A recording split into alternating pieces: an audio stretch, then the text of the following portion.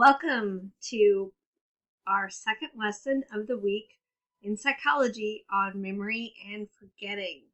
This is lesson number 12. Today's objective is examine theory of how memory and forgetting occur. And our Arkansas State Standard for Psychology is evaluate biological processes and disorders associated with memory. So, what does it mean to forget? It is a failure to retrieve information or memories. Why do we forget? Well, there are several reasons. One is decay. When memory isn't retrieved or rehearsed, it will be lost. So, if you put something in your long-term memory and you never pull it back out again, you don't use it to recall anything, there's no maintenance on it, you're going to start to forget it. You may not forget the memory in its entirety, but a lot of the details will decay off to the point where eventually you are going to just lose the memory or you have difficulty recalling it. Then there's interference. When memories compete, you have proactive, and that's when old memories make it difficult to remember new memories. And retroactive is when new information interferes with your ability to remember old information. So, example for proactive, when you have had a phone number for a really long time and you move and you have to remember the new phone number, it's difficult. You are constantly wanting to throw in the numbers of your old phone number, so it gets kind of complicated for you, and I can't remember that number. So on the opposite of that is retroactive. And so a good example is so in high school and college, I took French.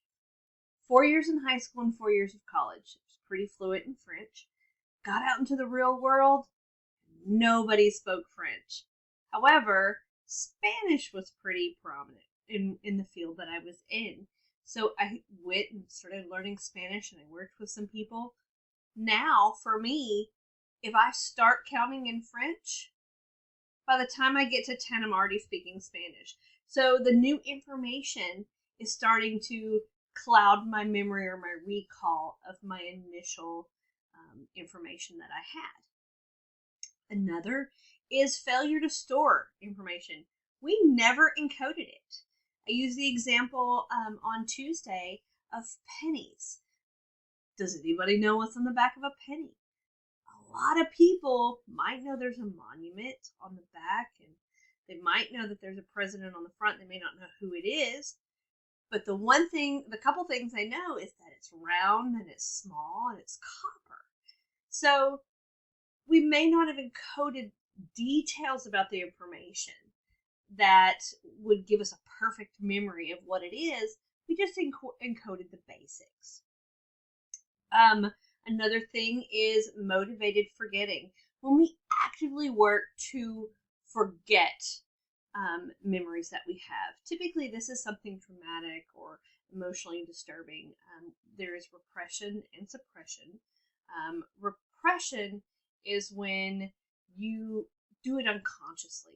Your mind says, this is too traumatic for me to deal with. I don't want to remember, and it represses the information for you.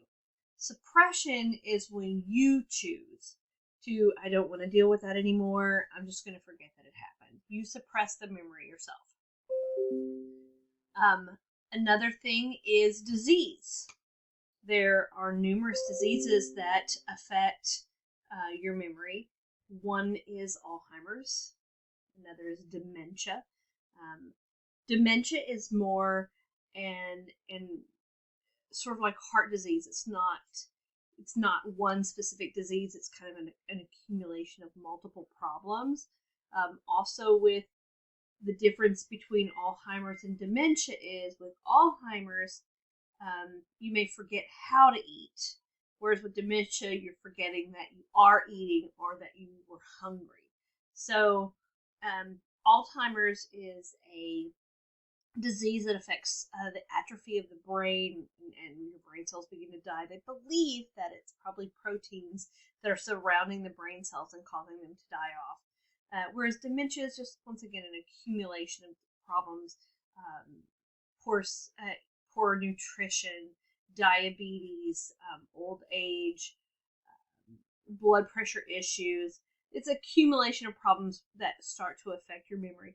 Many people with dementia will go on to have Alzheimer's, but dementia is not an actual disease in and of itself.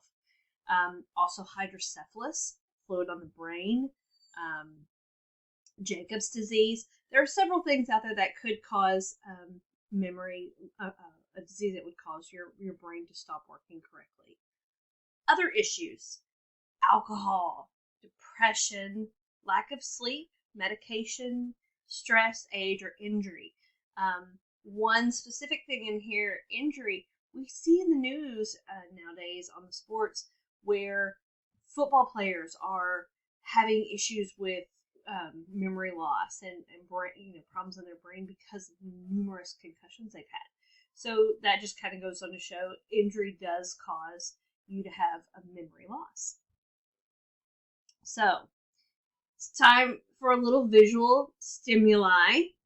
I have some videos that, for the purpose of this instruction, I'm going to pass on because this is for my professor. I'm re-recording, and I don't think he wants to see these videos, so I will include them in the link with the PowerPoint. So, memory quiz. Let's have some fun. Do you remember what did Grandma lose just now? Her glasses. Let's see. What about another? What was on Grandma's sweater? Anybody remember? There was a pumpkin on her sweater. Let's do another memory just for fun. I want you to look at this. I'm going to give you about 10 seconds. Get as much information. I'm actually going to move my video down just a little bit because I know it was covering up a clock. Look at this and see as much information as you can on this thing because I'm going to ask you in a second.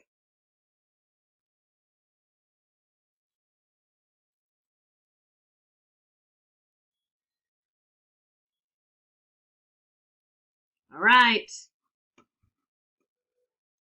Next slide. Few questions. What color was the flower?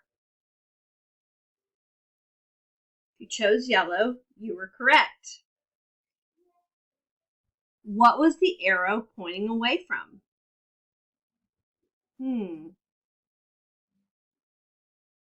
I don't know that I remember that one. So we'll go back. What color was the plate? Black. Which number was in a different font?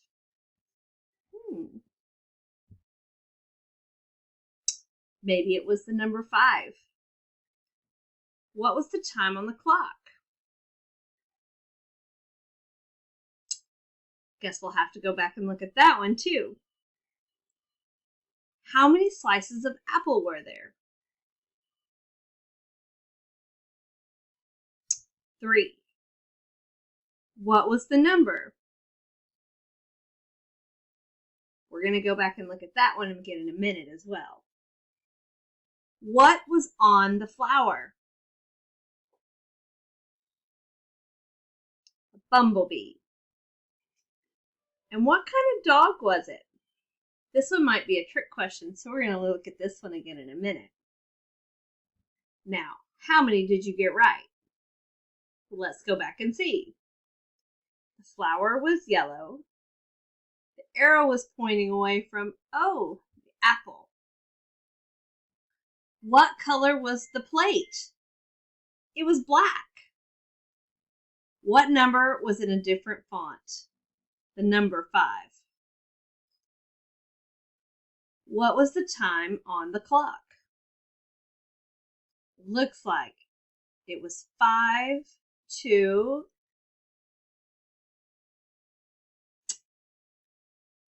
That was kind of tricky. But I think it was 5 to 9. And what was on the flower? It was a bee. What kind of dog was it?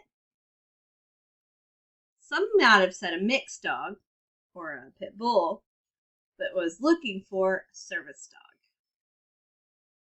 So how many did you get right? I have to admit, I only got about 6 right. But this is just to go on and show you that our memory, we did forget a lot of what we saw. But going back on our lesson from the other day, this was just stimuli, visual stimuli that went into our short-term memory. We didn't have time to encode it into our long-term memory, so we weren't going to remember it for very long. So if you got anything above 5, we're considering that a super duper memory for today. All right. Thanks so much for listening. I hope you had a great time. I did as well. And I can't wait to see you guys again on Tuesday. Have a good weekend.